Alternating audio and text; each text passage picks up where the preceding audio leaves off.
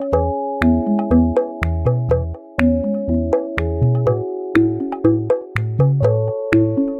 Maíra.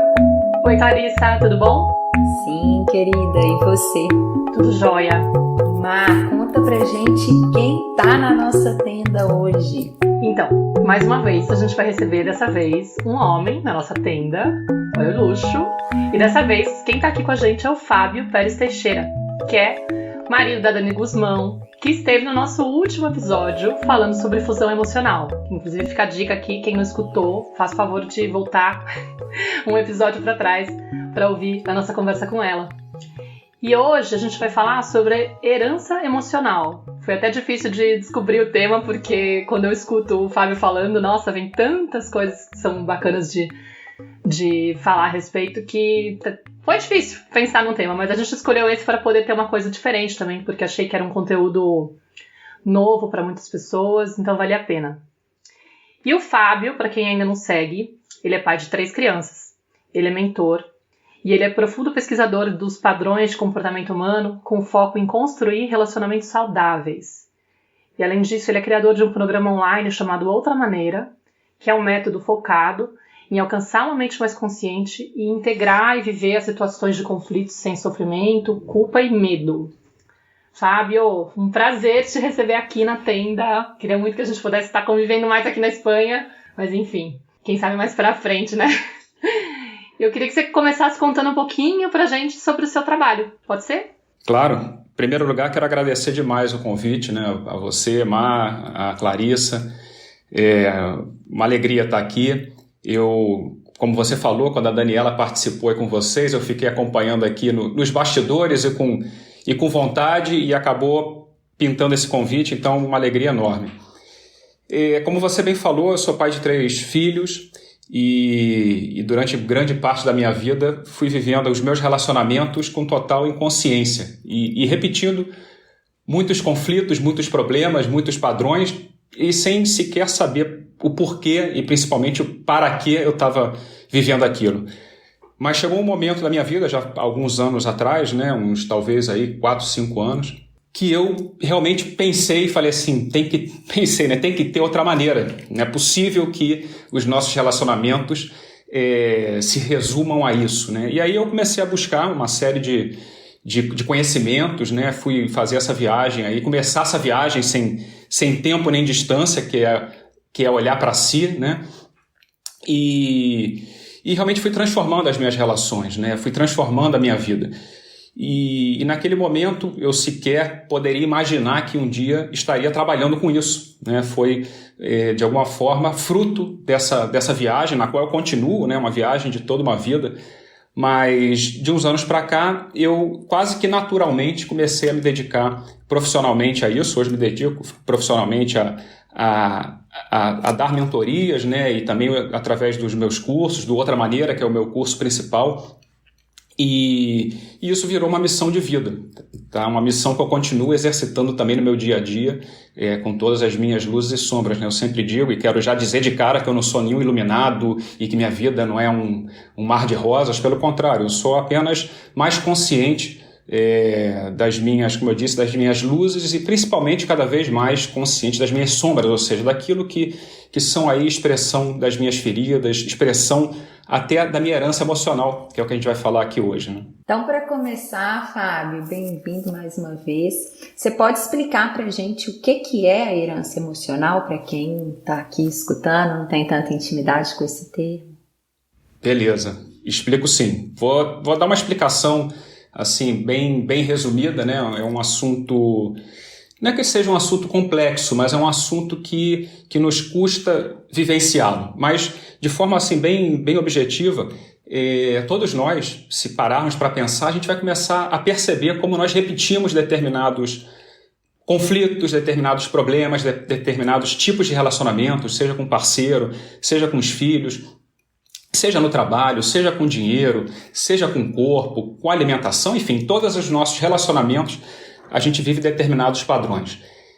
E esses padrões vêm através dessa herança emocional. Ou seja, a gente conhecer a nossa história familiar é um grande recurso para poder compreender os conflitos emocionais que repetimos na nossa vida, né? E a gente vai repetindo, às vezes até aquela história que fala assim, pô, parece que só mudou, um exemplo, no relacionamento a dois, né? Assim, pô, a pessoa separa, aí começa outro relacionamento, aí falam até assim, brincando, né?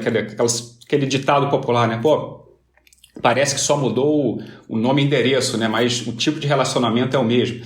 Enfim, tudo isso, na realidade, é passado de geração em geração, ou seja, as vivências que os nossos antepassados tiveram, tudo isso é passado através do nosso inconsciente, né? Hoje, várias disciplinas explicam isso, né? Eu cito aqui a epigenética, como esse conhecimento, essa experiência vivida pelos nossos antepassados é passada à frente, é passada de geração em geração.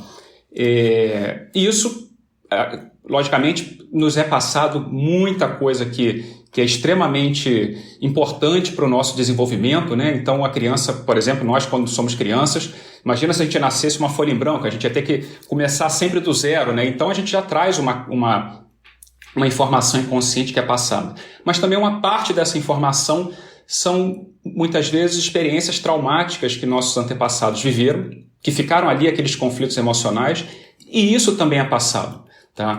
Mas não com um sentido de castigo, de karma, de destino, de maldição, nada disso. É passado exatamente buscando a sobrevivência, né? Então, cabe a nós, de alguma maneira, tomar consciência de que é isso para poder transcender, ou seja, fazer aquilo que meus pais, meus avós, meus bisavós não souberam, não puderam fazer com relação àquele aspecto, àquela vivência, àquela experiência. Então, para resumir assim, nós herdamos também os sentimentos dos nossos antepassados, né? Os traumas, a forma deles entenderem a vida. A gente depois vai aprofundando mais um pouquinho, vai vendo alguns exemplos, mas a gente herda exatamente tudo isso e é isso que muitas vezes nos leva a repetir os conflitos na nossa vida, né? Ou até, muitas vezes, até somatizar determinadas doenças. E como que a gente faz assim para identificar essas heranças? Tem como você dar exemplos e explicar para a gente poder trazer também isso para os ouvintes? Claro. Olha, eu vou dizer que tudo aquilo que a gente vive, de alguma forma está condicionado por essa herança emocional. Uma grande parte dela é o que nos leva a viver coisas legais e que estão bacanas na nossa vida. Então essas aí, vamos dizer assim, time que está ganhando, vamos deixar, né? A gente não vai parar para olhar para essas, né?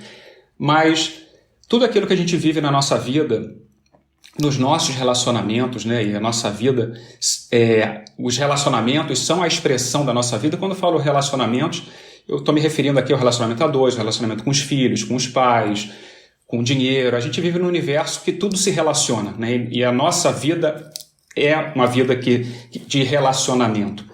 Então, toda vez que a gente vê um conflito, um problema, um estresse, um bloqueio, algo que nos incomoda em algum desses relacionamentos, eu acho que, em primeiro lugar, é o momento de a gente observar isso, né? Porque parece óbvio, né? Mas a gente vai pela vida assim, no piloto automático, e nem se dá conta de como estamos repetindo as mesmas histórias, né? Então, a primeira coisa que eu digo é, observa aquilo que te incomoda, observa os estresses que você tem nos teus relacionamentos, as dificuldades que você tem com o marido, com a esposa, com o namorado, com o filho, com a filha, com o pai, com a mãe, com o chefe. Observa essas dificuldades e começa a observar também como essas dificuldades se repetem e até que padrão começa a mostrar. Então, um exemplo. Eu sempre atraio homens que não assumem um compromisso, porque são casados, porque não querem nada, porque são mulherengos, né? Então, estou colocando aqui um exemplo, né? Então, assim, se eu for olhar, eu vou perceber que na minha vida, ao longo da minha vida, eu sempre fui ressoando com pessoas que trazem essa informação. O segundo ponto seria se perguntar assim, mas o que isso mostra de mim, né? Assim, o que isso pode estar querendo me mostrar? Como nós estamos sempre em ressonância, né? Que não há casualidade, então assim, eu sou azarado, né? Sempre acabo atraindo esse tipo de pessoa. Não é isso, né? É uma ressonância, é uma sincronicidade. Então, no fundo, eu poderia dizer assim, nesse exemplo, talvez seja eu que não queira assumir um compromisso. Né? Inverter esse pensamento, em vez de achar que o outro não quer compromisso, beleza, o outro também não quer, mas eu vou olhar para mim e vou falar assim, talvez eu não queira um compromisso? O que me leva a não querer um compromisso? Qual é o propósito de não assumir um compromisso? E aí eu vou olhar na minha vida e começo, nesses momentos que eu tenho essas situações de estresse também, outro ponto importante é observar como tudo isso ressoa em mim, porque toda emoção ela acaba se manifestando no nosso corpo, né? O nosso corpo é o grande instrumento aí de comunicação inconsciente, do nosso inconsciente que a gente tem. Então, por exemplo, eu posso, nesse caso que eu estava dando, assim, eu posso observar que toda vez que eu tenho esse tipo de problema, eu me sinto com um aperto no peito, sei lá, ou um nó na garganta. Começo também a observar as sensações físicas que isso gera no meu corpo, né? E vai ser a partir de observar esse tipo de padrão e também essas sensações físicas, que eu posso me conectar com elas, né? Então, um exemplo.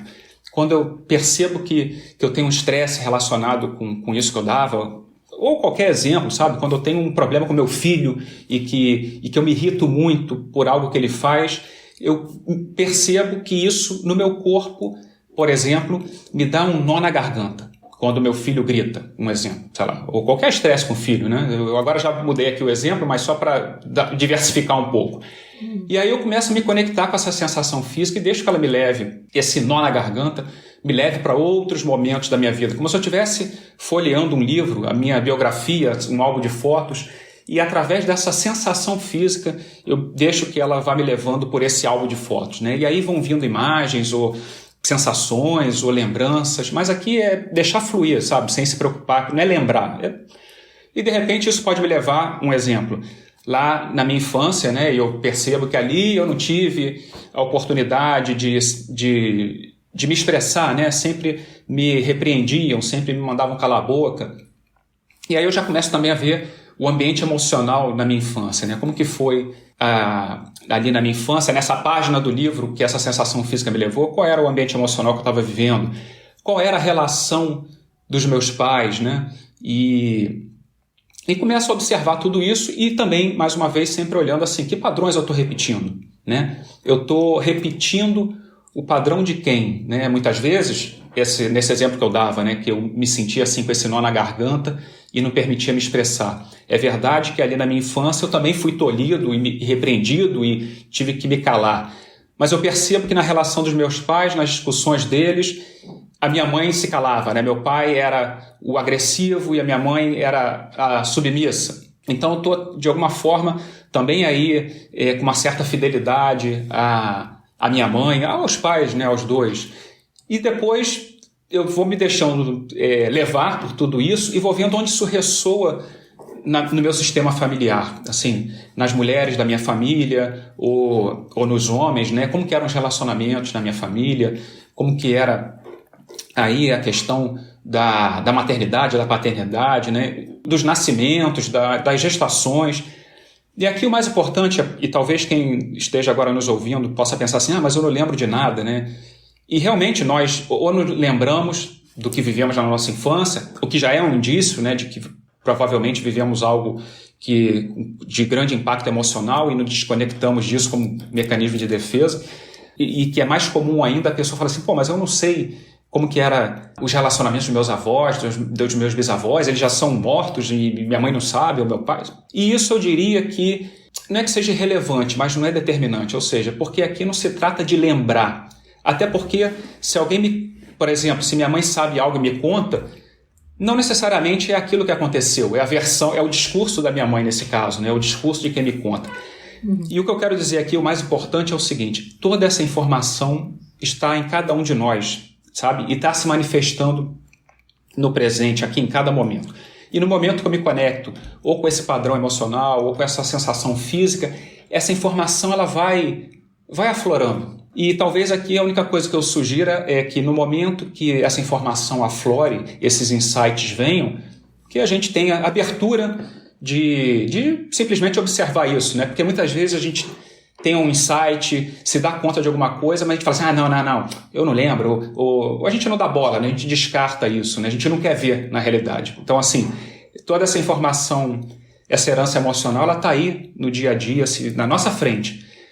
Mas ela está aí para os olhos que querem ver, para os ouvidos que querem escutar, né? E muitas vezes a gente não quer isso, a gente não quer olhar para isso. Porque no momento que a gente se abre, as fichas começam a cair, sabe? E tem horas que vira tipo aquelas máquinas caça-níquel, sabe? Começa a cair um monte de ficha ao mesmo tempo, assim. De repente você vê e fala assim... Porque realmente a realidade é um holograma, né? Então é como se a gente estivesse numa sala de espelhos. Na hora que você olha para um espelhozinho daquele e se abre, de repente você olha, parece que está numa sala de espelhos e você começa a se dar conta de um monte de coisa. E isso é tomar consciência, e isso é, de alguma forma, transcender a informação. E aí eu me dou conta de que, sei lá, nesse exemplo que eu dava aqui, cara, as mulheres da minha família realmente sofreram violência, as relações sexuais dentro dos casamentos eram abusos, né? Assim, eram vividas como um abuso, e daí a minha dificuldade, por exemplo, de engravidar, ou daí a minha dificuldade de arranjar um homem que queira compromisso, porque para o meu inconsciente, quando minha avó viveu um abuso, claro, num ato sexual, para ele aquilo, para o inconsciente, que ele não tem o discernimento de falar assim, não, ela está sendo abusada e ela não quer, ou para o inconsciente se reproduzir é uma ameaça à vida. Então eu trago uma informação dentro de mim que reprodução é uma ameaça à vida, ainda que seja disfuncional isso para mim, né? E aí eu posso viver dificuldades de arranjar pessoas que queiram compromisso, de mulheres, vou dar um exemplo, no caso de um homem, né? Pode ter dificuldade em arranjar mulheres férteis, mulheres que por a razão que seja tenham dificuldade de engravidar, ou eu como homem posso ter dificuldades na minha fertilidade, na qualidade do meu esperma, enfim, as formas são amplas, né? Mas é a gente começar a olhar que tudo tem uma relação. E insisto, não como castigo e, que droga, né? Caraca, foi nascer logo. Não, tudo tem um propósito de transcender, de dar uma nova leitura, e aí é quando é evolutivo, né? É evolutivo. É muito interessante tudo que você está falando, assim, né? E o que me vem, assim, de essencial dessa fala, assim, que me chamou mais atenção, né? Claro que você trouxe muita coisa importante aí, relevante, mas é essa questão, né, de que nesse instante, né, que a vida, para mim, ela é tão generosa, mas que nesse instante, a cada encontro, né, a cada momento, eu tenho a possibilidade de acessar essas heranças, assim, como você disse, né, basta ter olhos para ver, ouvidos para escutar. E esses olhos para ver e esses ouvidos para escutar, ao meu ver, ele parte de um interesse por nós mesmos, assim, né? De uma vontade realmente de aproveitar essa experiência. A partir do momento que eu entendo essa oportunidade que eu tenho, chamada vida, né? Como algo valioso, como algo que realmente eu preciso me debruçar, que eu estou tendo uma oportunidade aqui de evoluir e de transcender muitas vezes a essa herança, a esse, né, de ser grata por isso tudo que eu recebi, de honrar essa oportunidade. A hora que eu reconheço o quão valioso é essa vida, eu começo a entrar nessa postura curiosa, disponível, né, aberta a me observar. Porque isso que você falou, você foi praticamente dando um caminho para a gente fazer essa observação, né?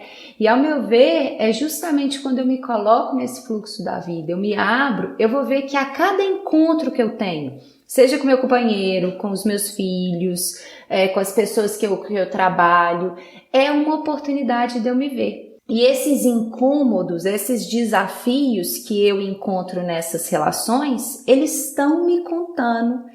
Eles são faróis para eu acessar aquilo que talvez está no meu inconsciente. Então isso é algo que eu e a Maíra trazemos muito aqui na Tenda Materna, né? Falando desse encontro com o filho, que talvez é um dos encontros, uma das relações mais íntimas que a gente vivencia. E no episódio com a Dani sobre fusão emocional a gente falou sobre isso, né, Márcia? Dessa oportunidade evolutiva que esse encontro com o filho traz, assim, como um novo nascimento, assim, é uma oportunidade muito grandiosa de destampar heranças aí de uma vez só. Mas o que você está trazendo aqui, que é muito grandioso também, é que essa relação com o filho, sim, ela vai trazer essas oportunidades, talvez de uma forma mais transparente e escancarada que outras relações, mas o tempo inteiro a vida está nos mostrando, está nos trazendo a oportunidade de olharmos para esses padrões, para a nossa própria sombra, para aquilo que está no inconsciente. É como se esse inconsciente ele se fizesse visível nesse encontro com o outro, naquilo que eu projeto no outro, naquilo que me incomoda no outro. E quando eu faço essa pergunta responsável que você trouxe de, peraí, por que isso daqui que tá me incomodando nessa relação, tá me incomodando? O que isso diz de mim? Né? O que isso talvez está me contando sobre mim? Deixa eu tirar o foco do outro, que eu não tenho poder de ação aqui, né, no mundo dele, e deixa eu ver por que isso está me incomodando. Onde que isso está na minha história? Onde eu me lembro de ter vivido isso, né? O que isso me conta? Onde que isso está localizado no meu corpo, esse incômodo? Na sua fala, né, você foi trazendo esse caminho desse encontro com o outro, desse incômodo ser uma luz para eu voltar o foco para mim e de eu localizar isso no corpo. Isso é tão precioso porque a gente vive tão na mente, né, tão desconectado, distraído desse veículo sagrado que é o nosso corpo, e que a hora que eu começo a prestar atenção nos sinais que ele me dá, é um caminho muito interessante também, um acelerar desse processo, né? Porque o corpo está o tempo inteiro me contando sobre o que está acontecendo. Uma coisa também que me chamou a atenção, né? Essa outra maneira de olhar para a nossa realidade, para aquilo que nos acontece e para esse incômodo, né? Quando a gente usa essa questão no relacionamento com o outro, eu percebo que eu estou incomodada, estou irritada. Geralmente a gente se coloca muito na postura de vítima, de acreditar que o outro está provocando a nossa irritação, a nossa raiva, quando na verdade a gente está acessando uma questão, uma lembrança, né? Algo que se repete, nunca é a primeira vez, né? Já está guardado, e às vezes é inclusive isso, está guardado pelo transgeracional. Mas é muito interessante quando a gente faz esse treinamento, né? Começa a ter essa outra maneira de encarar como que eu faço para ler essa situação que está acontecendo, porque a gente entra no terreno da autorresponsabilidade. Sai desse lugar de vítima, né? Eu sou a coitada que tô lá passando mal porque o outro está fazendo isso, e de repente percebe de uma forma muito mais ampla o que será que isso está me dizendo, né? O que isso está dizendo sobre a minha história, sobre a minha família, e até de aprender a olhar com carinho para muitos padrões que a gente herda, para muitas pessoas que a gente julga do nosso passado, dos nossos antepassados, por que eles agiam dessa forma, que horror e não sei o que, e de repente você percebe, caramba, mas é uma coisa que tá no sistema todo familiar. Eu tive a oportunidade de já investigar muita coisa, porque eu tenho bastante... Claro que tem o discurso, né? Eu também acredito que muita coisa esteja mal explicada e muitos segredos não estão revelados. Deve ter muita coisa guardada que a gente não tem nem ideia. Ou muita coisa com pouca explicação, sei lá. Outro dia eu fiquei sabendo que a minha avó perdeu uma irmã que a cunhada dela derrubou do colo. E a menina caiu e faleceu, bebê. Mas e aí, essa história? Depois disso, como é que foi esse luto? Ninguém soube me explicar. Não tenho a menor ideia se esse bebê foi incluído, se não foi, entendeu? São coisas que você não tem acesso. Mas de qualquer forma você aprende. Acho que o que ficou interessante assim, que quando eu te ouvi, né? A mudar essa história, esse sentimento de vítima, quando você tem esse outro olhar, né, essa outra maneira de enxergar as histórias, e ao mesmo tempo também tem essa de você poder olhar para o passado tentando honrar, né, tipo, com uma outra postura, com mais amorosidade, com mais compreensão. Não deve ter sido fácil, porque isso daí esse padrão tá aí desde lá atrás. Fica evidente, tá no meu corpo, até hoje, né, então acho que é muito interessante. Talvez a gente pudesse falar um pouquinho de... E aí? Tô sabendo dessa história aí. Parece que o babado aí, o caminho, sei lá, a ferida tá por aí, mais ou menos esse padrão que tá se repetindo. Não sei não. Faz sentido, né? Mas e aí? Faz sentido. O que eu faço com essa informação, meu? Tipo, dá pra trabalhar? Porque às vezes você pensando que se tá desde lá, quem sou eu, né? Pra poder romper com isso. Tem possibilidade de romper? É uma coisa que a gente tem que imaginar que o caminho seria... limpar, integrar. Em primeiríssimo lugar, é uma coisa que é assim, que talvez seja o nosso maior erro, um dos nossos maiores erros, né? Que é sempre aquele tipo de pensamento que acredito que todos nós tenhamos, que quem está nos ouvindo agora tenha muitas vezes, que é aquela sensação de que eu não estou no lugar certo, que eu não estou com a pessoa certa, então... no relacionamento a dois, assim, pô, será aquela dúvida de separa ou não separa? Será que essa pessoa? Mas por que será que meu filho tem isso? Então, a primeira coisa que eu acho que é importantíssima é a gente ter a clareza que a gente sempre está onde temos que estar, com quem temos que estar, né? E aí, até como vocês falavam, com essa clareza, eu já sei que cada encontro, seja de 5 minutos ou de toda uma vida, traz algo sobre mim. É verdade também que nossas relações mais íntimas, né, como com os nossos filhos, né, e principalmente essa relação entre mãe e filho, né, que aí tem uma riqueza enorme, né, e a gente pode falar mais um pouquinho sobre isso, mas essas relações mais íntimas é onde tudo isso se expressa com muito mais clareza. Mas aí, respondendo, então, era só primeiro colocar assim como enquadramento a importância de ter claro que eu sempre estou onde tenho que estar, com quem tenho que estar. Isso não quer dizer que eu tenha que me resignar e falar, então deixa para lá. Não. Mas é ter a clareza que aquilo me traz um aprendizado, aquilo me traz uma informação. E que, a partir daí, eu começo a tomar decisões. E aí é o ponto que eu quero responder, que é no momento que a gente começa, a partir dessa clareza, e começar a olhar aqui que o que eu estou vivendo me mostra de mim, claro que é como se fosse um certo quebra-cabeça que a gente vai montando, né? Não é que a gente para e de repente vem aqui o relatório completo e a gente, agora está tudo claro. Isso é uma jornada de vida, né? Mas cada vez eu vou montando esse quebra-cabeça e vou tendo mais amplitude de visão, mais consciência. E aí é quando, talvez pela primeira vez, eu possa exercer o livre-arbítrio. Então, nesse caso, quando eu me dou conta, por exemplo, de que o fato de eu não me comprometer nos meus relacionamentos pelo que eu vi na minha infância, ou quando eu me dou conta, quando naquele exemplo que eu dava, e cai as fichas, que talvez os casamentos na minha família tenham sido de traições e vividos com uma forma muito dramática, né? Aí eu me dou conta que isso é uma herança, que realmente isso não é necessariamente algo que, vamos dizer assim, que me pertence, né? Colocando assim em termos mais fáceis, né? E aí eu posso decidir, falar, cara, calma aí, eu posso me comprometer. Mas só o fato de se dar conta disso já é o que rompe essa fidelidade inconsciente, porque a gente vai repetindo esses problemas nas nossas vidas, é como se fosse um contrato inconsciente que nós temos. E no momento que eu me dou conta disso, eu rompo esse contrato. Claro, aí, como eu disse, aí entra o livre-arbítrio, ou seja, eu tomo consciência, eu vejo que, caramba, eu estava repetindo um padrão. Agora, quando a situação se apresentar novamente, se repetir, eu posso escolher fazer de outra maneira. Eu posso escolher conscientemente, mas até então eu vinha agindo de forma inconsciente.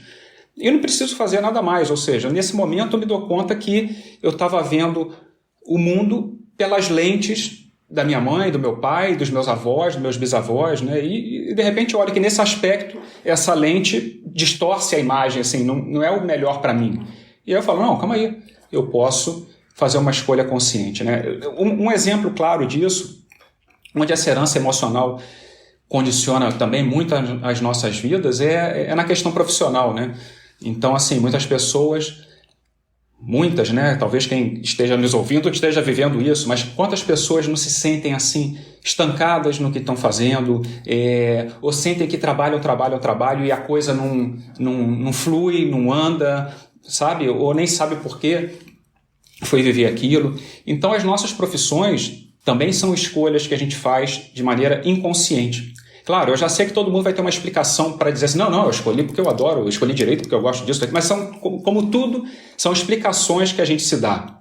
Mas por trás dessas explicações há uma questão inconsciente que está determinando aquilo. Então, eu posso começar a me dar conta de que talvez, se eu começar a olhar exatamente, vou dar um exemplo assim, super ilustrativo ou bem simples, né? Cara, eu sou contador, eu não sou contador, é um exemplo, né? Mas, assim, eu sou contador e, cara, isso, assim, não me traz nenhum, sabe? Não me preenche, eu também não consigo prosperar e tal. E nem entendo por que acabei escolhendo essa profissão. Lá atrás, quando eu decido, eu posso ter tido essas explicações. Não, tem campo, tem mercado, vou trabalhar numa empresa, vou fazer concurso. Mas, de repente, se eu começar a investigar, eu vou ver que lá em casa, na minha infância, as principais discussões dos meus pais eram sobre grana, as brigas e aquilo que eu vivi como um estresse muito grande. Se eu começar a entrar, me conectar com tudo isso e com essas sensações físicas e com essas vivências, eu vou me dar conta que na minha família houve várias histórias de falências, de brigas por conta de sociedades, de heranças, sei lá. Então, eu trago uma profissão que tem um propósito de reparar. E quando eu faço essa auto-observação e percebo tudo isso, e vejo que eu estava buscando reparar algo na minha família, quando eu tomo consciência disso, eu rompo esse contrato. Então, é como se, vamos dizer assim, entre aspas, eu limpasse isso, sabe? Porque isso vem se repetindo exatamente para alguém romper e poder tomar uma decisão consciente. Aí eu posso escolher conscientemente, nesse exemplo que eu estava dando, se eu continuo sendo contador ou se eu vou fazer aquilo que realmente me move, que eu queria ter feito e que de repente me proibiram, entre aspas, ou me disseram uma série de crenças, né, de que não poderia, porque isso não dá dinheiro e sei lá o quê.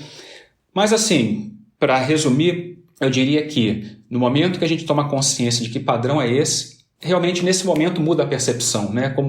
Como falando aqui um pouquinho assim, mais num tom da espiritualidade, né? O milagre é uma mudança de percepção, né? Então, assim, quando eu mudo a forma de ver, quando eu vejo de outra maneira, tudo se transforma e eu não preciso fazer nada. Claro, depois eu tenho que agir em coerência com isso, né? Mas eu já mudei a minha forma de ver. E aí as coisas se clarificam, se clareiam, né? É como se, assim, né, à medida que eu tomo consciência, né, desse padrão, como você contou aí nesse exemplo da pessoa que, sei lá, escolhe a contabilidade, né, e que vive esses conflitos aí. Agora eu tenho, né, eu percebendo esse caminho, eu percebendo isso que me aconteceu, eu tenho mais opções de escolhas. Eu não vou ser movido por isso, por essa dor infantil, ou por isso que me aconteceu lá atrás, ou que aconteceu com os meus ancestrais, né? Agora eu posso escolher, quero seguir esse caminho que eu tô trilhando, mas integrando isso que eu aprendi sobre, não significa que eu vou sair desse caminho também, né?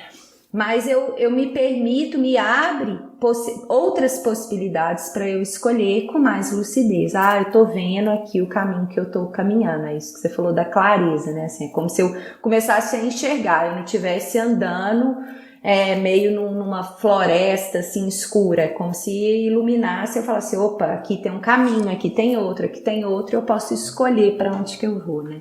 É muito bonito isso, né? Esse caminho de olhar para a própria história, de olhar para as questões e ver como que muitas vezes a gente vai sendo, né, impulsionado por essas feridas, por essas dores, por esses traumas que estão aí no nosso inconsciente, e quando a gente lança luz e integra isso, me abre uma série de outras possibilidades, eu posso escolher agora, né? Outro dia eu estava com uma cliente e ela chegou para mim e falou assim, Clarissa, e não é fácil, né, o que eu queria trazer aqui, vou trazer com esse exemplo, assim, é que não é fácil, mesmo eu tendo consciência já do padrão, não é fácil eu sair ali daquele caminho que eu tô há 20, 30, 40 anos ali trilhando, 50, sei lá, trilhando daquela forma inconsciente. Mesmo que eu tenha clareza e já consciência, é um movimento, como você disse, para toda uma vida.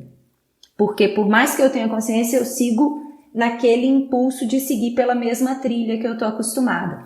Então essa minha cliente, ela chegou na sessão assim chorando e falou, tô com muita vergonha de você, porque a gente conversa, eu já tenho consciência de um monte de coisa aqui a meu respeito, mas a hora que eu volto para minha vida, é como se eu voltasse para aquele lugar, e eu me sinto uma farsa, porque eu sei, eu tô percebendo as possibilidades, mas eu sigo ainda trilhando aqui nessa mesma rota, né? A hora que eu volto é como se esse personagem, essa rota que eu tô acostumada, eu entrasse dentro dela e não conseguisse sair mesmo sabendo que tem uma série de outras ali ao lado.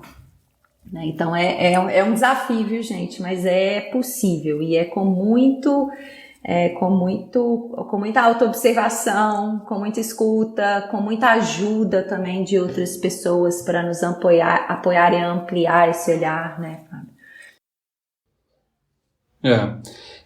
Só um comentário, assim, complementando o que você muito bem disse, né, mas eu queria dizer para quem está nos ouvindo, né, que também nós todos temos uma vozinha aí que fala alto, fala muito, né, o nosso ego, que vai estar sempre dizendo que a gente mais uma vez errou, e a gente acaba ouvindo isso e se punindo e acabamos por nos sabotar, né?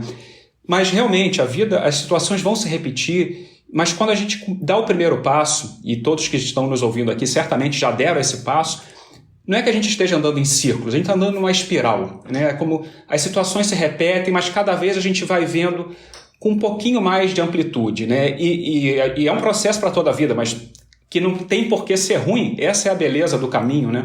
Exatamente, cada vez que eu dou esse passo e subo um pouco mais nessa espiral, eu me torno cada vez mais pleno, com mais energia, né? Porque de repente alguém está ouvindo e fala assim, puta, você é para toda a vida, caramba, pô, isso vai ser que cansativo, né? Pô, caraca, vou desistir. Mas não, cada passo você se torna cada vez mais pleno porque você integra essa parte que até então você estava ali reprimindo, né? Gastando muita energia para manter ela lá tapada. Então, essa é a beleza da nossa jornada aqui, né? Sim, a gente fez uma formação, né, Maíra, com um terapeuta que trabalha com a terapia primal, um psicólogo chileno, e ele estava falando com a gente, assim, né, que é como se a gente estivesse nessa espiral, assim, girando sempre em torno de uma ferida central, de um ponto de dor aí, né, principal. E cada vez, né, que eu me deparo com uma situação que me remete a essa dor, a intensidade da dor, ela não muda, ela vai ser sempre bem intensa. Mas muitas vezes o tempo, quanto mais eu trilho esse caminho e me aproprio, me integro essas questões que estão surgindo, eu passo por essa dor cada vez mais rápido, assim. Eu vivo ela naquela intensidade, eu sinto ela, eu permito que o meu corpo libere aquela energia que talvez estava ali represada desde lá de trás, mas eu passo cada vez por isso mais rápido. E a gente também, né, isso que você trouxe, né, de ver cada vez com mais amplitude esse processo, assim. Então é como se eu passasse mais rápido e desse mais uma volta nessa espiral, e agora eu vejo com mais e mais clareza e uma certa distância, né, talvez. E eu também enxergo um pouco como se fosse um músculo, né, que você vai exercitando para criar um pouco de tônus, e de repente você percebe que, opa, parei de ir na academia, relaxei, voltei para aquele padrão antigo, ai que preguiça, ai, só que aí você já sabe, você já tem clareza do que é que você está deixando de fazer e o que está pesando, é aquele padrão novamente que está ganhando força, e aí compete a você como adulto, sei lá, agora eu vamos lá, vou fazer a lição de casa, vou ficar aqui nesse lugar de me acomodar. Porque é aquela história da merdinha quente, né? Que você vai lá, se acomoda, você sabe que não é gostosinho, não é ideal, tá com um cheirinho ruim, mas é quentinha, você tá acostumada, você já conhece. Sair desse padrão, né, e construir um padrão mais funcional, dá um trampo do cão, porque você tá acostumado. É mais fácil. Então, muitas vezes a gente vai cair na coisa de voltar pro padrão antigo e até se sentir mal, né? Falar, poxa, mas eu já sabia, eu já tava meio que indo por esse caminho. Então tem que ter muita amorosidade também e compreensão, até levar meio que nisso que você falou, com certo humor, às vezes. Ai, Deus, de novo, sei lá, a minha codependência que tá falando mais alto. De novo a ferida da família em relação aos padrões de não conseguir, sei lá, ter um relacionamento saudável com o marido, porque sempre submissa. De novo eu aqui abaixei a cabeça pro cara, sei lá. Pode olhar também com leveza, não precisa ser com esse peso de que, caramba, que horror, né? E toda a emoção que surge, né? Até mesmo a vergonha, por exemplo, esse dia que essa minha cliente chegou, assim, é um sinal que ela já tá percebendo, a própria vergonha daquilo, ou a culpa, né?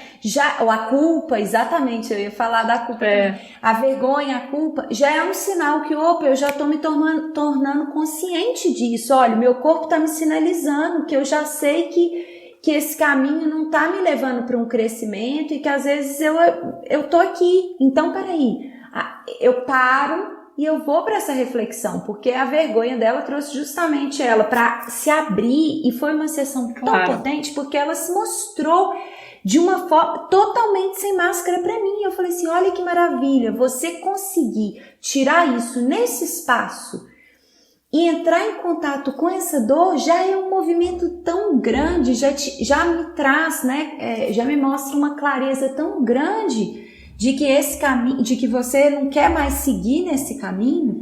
Então qualquer coisa que surge, né, a partir do momento que a gente entra nesse caminho, eu começo a entender esses sinais e não mais rejeitar essas emoções que surgem, esses sinais do meu corpo. Tudo que surge eu começo a ver como um possível sinal e que vai me dando pistas. Que tem um pouco relação que o Fábio falou, quando ele falou que a gente sempre está com quem a gente deveria estar, né?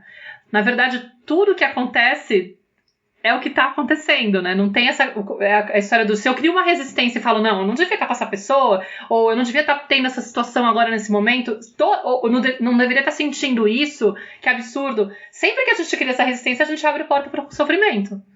E é uma ilusão gigantesca, né? Que a Byron Katie fala assim, eu não deveria ter feito, eu não teria, eu não poderia. Peraí, mas já foi, já fez. Então agora vamos olhar para o que surge quando você faz isso, né? Assim, porque deveria, poderia, teria, não existe. Né? Você já fez ou já aconteceu e agora vamos olhar para a realidade. O que surge quando você vai nesse lugar ou quando você atua dessa maneira. E é uma libertação à medida que a gente começa a entender isso. Eu paro de negar a realidade e resistir e coloco a minha energia, coloco a minha atenção onde eu tenho poder de ação realmente. E eu paro de ficar gastando o meu tempo e a minha energia, que são esses recursos que dinheiro nenhum no mundo compra, numa resistência. E eu coloco realmente onde eu tenho um poder de liberar, de transformar, de trabalhar, né? Exatamente. Eu acho que é importante também a gente, como vocês estavam dizendo, assim, não tem emoção que é boa nem ruim, e a gente precisa desmistificar algumas coisas, né? Uma delas é o próprio errar, né, que era o que vocês estavam mencionando antes. Pô, eu falava no início e repito, eu não sou nenhum iluminado, a gente tem que tomar cuidado com o ego espiritual, né, de achar que agora eu virei um iluminado, que eu não erro, que não sei o quê, ou sei lá mais o quê. Então eu sempre brinco, e não é brincadeira porque é verdade, assim, eu vou terminar aqui esse podcast, eu vou sair aqui do escritório, antes de eu chegar ali no final do corredor, vai ter errado 5 vezes pelo menos. Sim. Só que agora eu já sou mais consciente dos meus erros, em primeiro lugar, né, então errar não é o problema.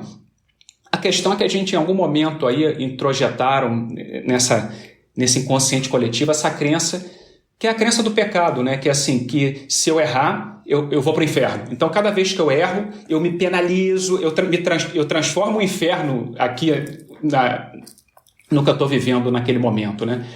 E até a própria etimologia da palavra pecado vem disso, né? Que era lá, sei lá, antigamente, quando os arqueiros atiravam no alvo e erravam o alvo. Então, acho que pecado significa isso, errar o alvo. E o arqueiro, quando erra o alvo, o que ele faz? Ele pega outra flecha e atira, novamente, até acertar. Só que em algum momento deram essa conotação do pecado, dessa coisa moral, de que se errar, você vai arder no inferno, sei lá. E a gente traz isso no nosso inconsciente, né? Por isso que, quando a gente erra, a gente é super punitivo com a gente mesmo, né? Então, nesse processo, vamos errar muito. E que bom, porque é sinal de que eu estou, em primeiro lugar, vivo, né? Porque se eu não estiver errando, sei lá, alguma coisa terá acontecido. E beleza, não vou me punir por isso. Vou ser consciente desse erro e atirar a flecha novamente, ou seja, buscar fazer de outra maneira. E eu vou conseguir uma vez, eu não vou conseguir a outra, mas cada vez eu estou indo mais numa direção que me favorece, que me deixa mais pleno, bem, feliz e tal, né? E é isso e era o que a Clarice também estava falando, assim, a gente sempre vai realmente tocar essa dor, né? Mas a gente realmente, quando passa a ver dessa forma, a gente sai do sofrimento, né? Então, uma coisa é a dor, e a dor traz crescimento, né? Até quando a gente é criança tem a dor do crescimento, né? Então, o crescimento, eu não sei se sempre, mas muitas vezes passa pela dor. A questão é o sofrimento, que é exatamente não querer crescer, querer permanecer ali naquela repetição, sofrendo, né? Seja pela vitimização, seja esse excesso de julgamento que a gente tem, essa culpa, né? Então é preciso desmistificar tudo isso para trazer também alguma leveza para o nosso dia a dia. Maravilha. Sobre os conflitos biológicos, será que tem como a gente colocar um pouquinho sobre isso? Como que eles surgem? Eu achei que esse tema seria bem interessante de trazer, porque é uma questão que poucas pessoas conhecem. Se você pudesse trazer um pouquinho, assim, para a gente poder trazer para essas mães, de como que eles surgem, porque tem a ver com a gravidez, né? Não necessariamente, mas sempre, muitas vezes vai nos levar a esse momento, né?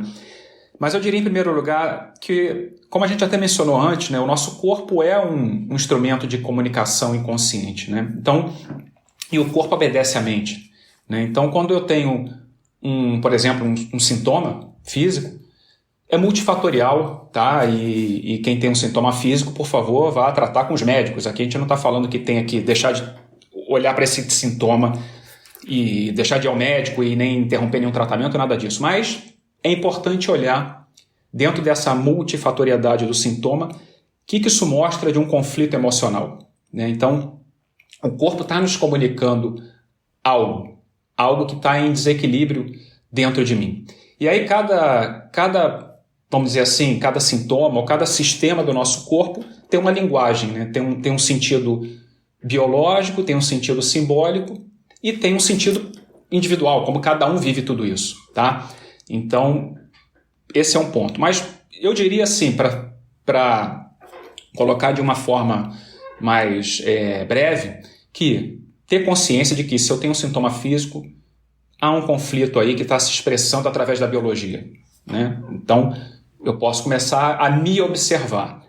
E aqui eu diria que o importante é olhar assim, quando surge o sintoma, quando ele aparece, eu começar a olhar que ambiente emocional eu estou vivendo naquele momento.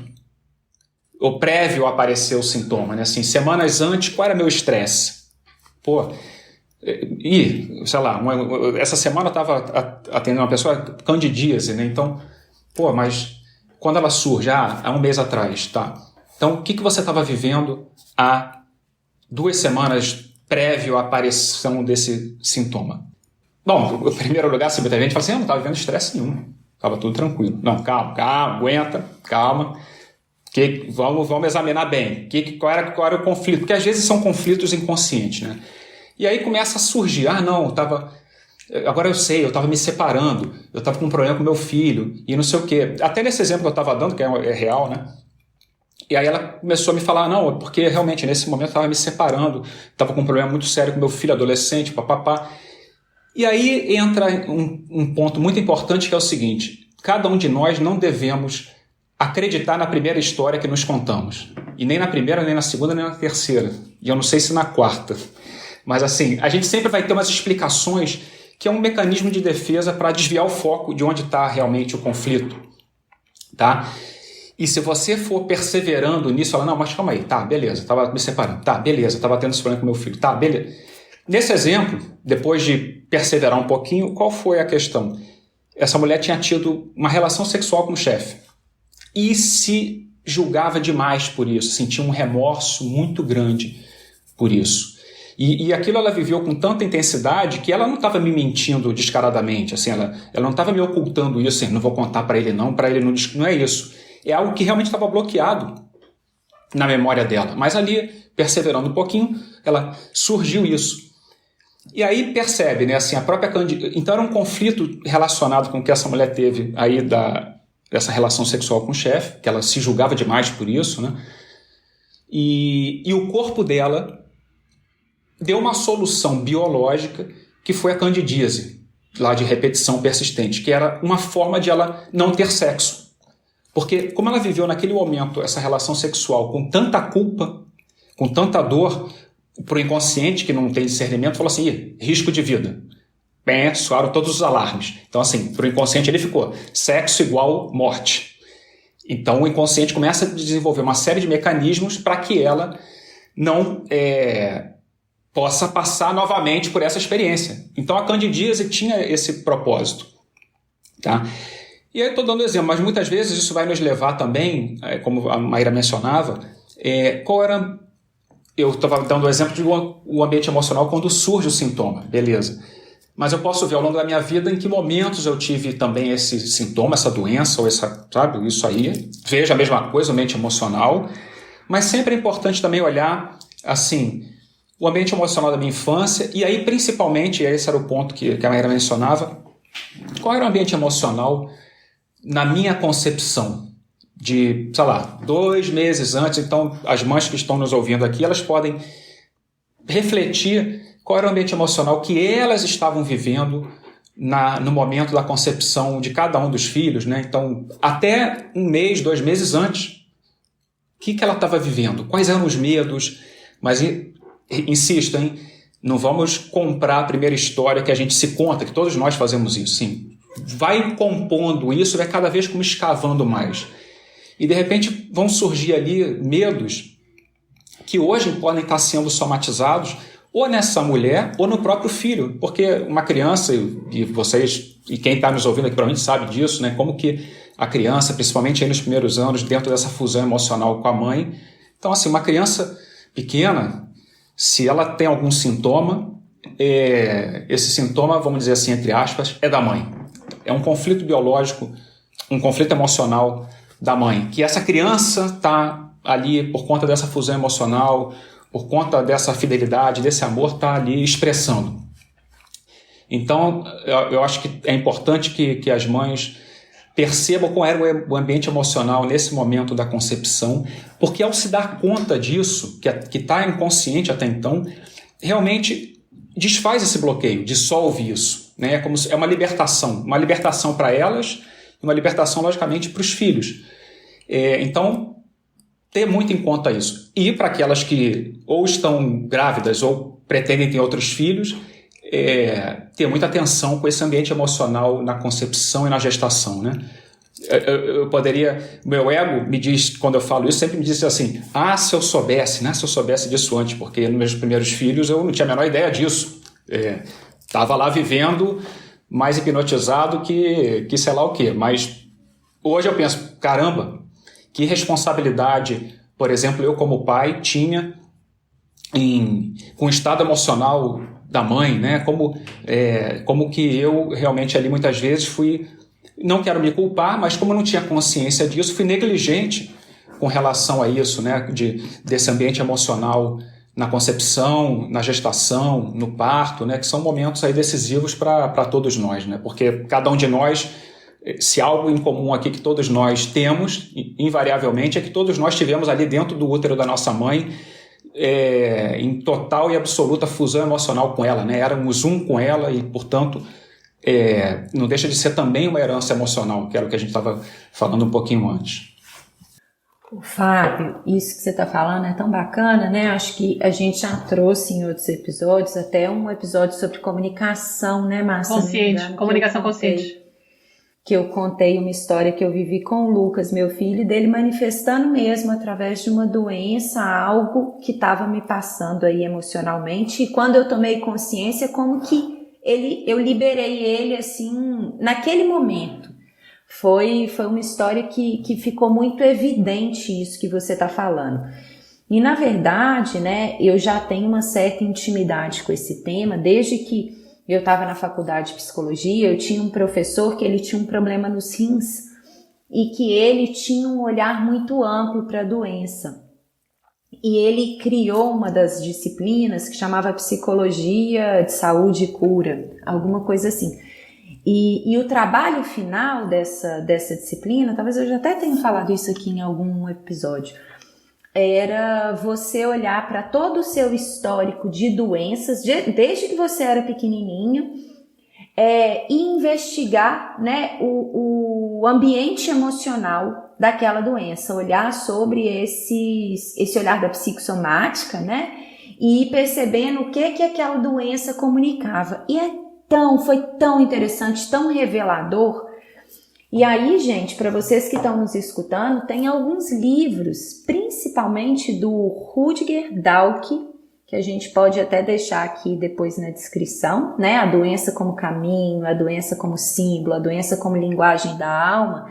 Eu não sei se você teria outros para indicar, Fábio, mas que realmente falam, aprofundam nesse tema que o Fábio está trazendo, né, dos conflitos biológicos e de como que as doenças, né, essas manifestações no nosso corpo físico, elas estão nos contando também, né, e é óbvio como você reforçou aí no início, não significa que eu não vou procurar um médico, que eu não vou cuidar desse sintoma também, mas o convite é que a gente amplie o nosso olhar para o território emocional, para o que está acontecendo para além daquela manifestação ali no corpo físico.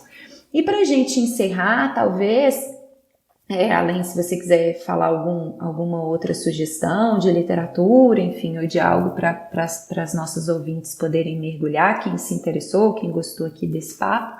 Eu queria saber se você tem, né, uma última mensagem que você gostaria de trazer, talvez para uma mãe que está nos escutando, que percebeu, talvez, acho que você foi falando aí, né, que você não teve com seus primeiros filhos esse olhar, e hoje você tem. Então, uma mãe que está nos escutando percebe que talvez já tenha vivido muito desses conflitos aí, muitas dessas manifestações, e talvez não tenha cuidado disso, como que talvez você tivesse uma última mensagem aí para as nossas ouvintes.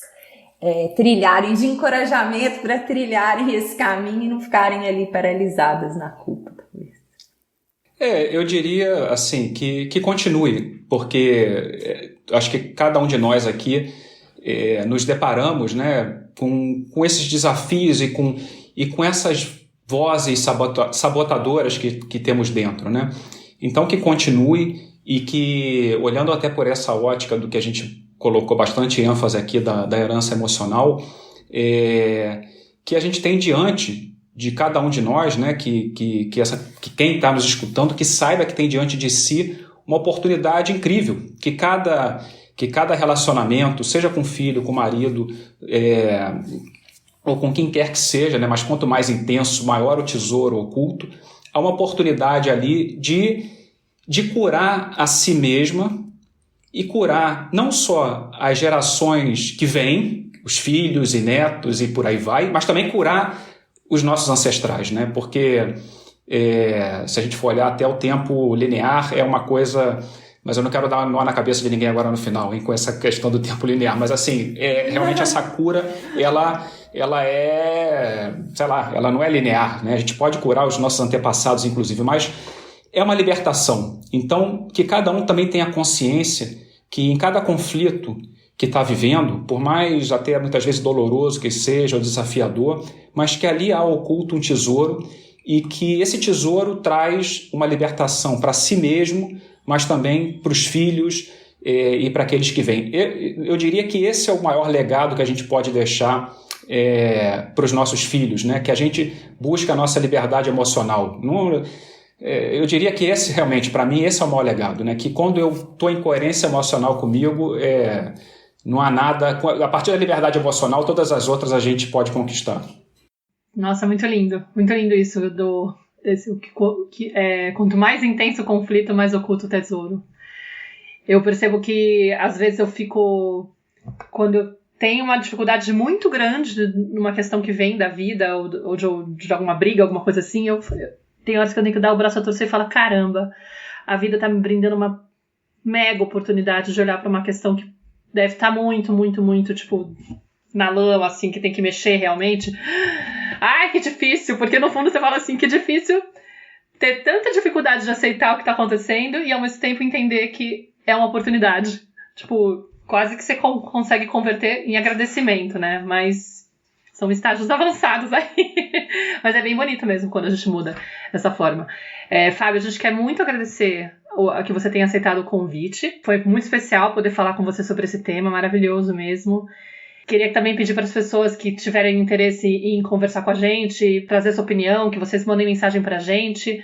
Quem tiver interesse também em apoiar, a gente está com uma campanha do Apoia-se para poder deixar o podcast mais frequente, né? A gente está fazendo agora quinzenalmente, então a gente conta aqui com o apoio de vocês. A gente vai deixar também os contatos do Fábio para vocês aqui na descrição do podcast, porque assim vocês podem seguir ele, vale muito a pena acompanhar o trabalho dele. É maravilhoso, tanto dele quanto da Dani. Então sigam essa dupla aí, que é muito gostoso. Saudade de você e da Dani. Vamos ver se a gente cocria aí num encontro. Eu agradeço demais o convite, foi maravilhoso, né? A gente poderia ficar aqui horas conversando, é um assunto realmente que desperta muito interesse, muita energia, né? E obrigado demais e espero que em breve a gente possa realmente estar juntos, né? Ou novamente aí batendo um papo. Obrigado demais. Obrigada, Fábio. Obrigada a você que nos escutou até aqui. Um beijo, pessoal, e até o nosso próximo episódio. Tchau, Maíra. Tchau. Tchau. Eu sou a Clarissa de Aquiara. E eu sou a Maíra Soares. E você acaba de escutar mais um episódio da Tenda Materna, um podcast sobre maternidade e autoeducação. Nossa conversa de hoje te tocou de alguma forma? Tem algo que você vai fazer diferente depois de ter escutado esse episódio? Se sentir no seu coração, compartilha com suas amigas nosso podcast, deixa um comentário no nosso perfil do Instagram, @tendamaterna.podcast, contando como esse episódio mexeu com você. Segue a gente no Spotify para não perder nenhum encontro de inspiração, crescimento, trocas profundas e muito apoio. Nos vemos em nosso próximo episódio. Até lá!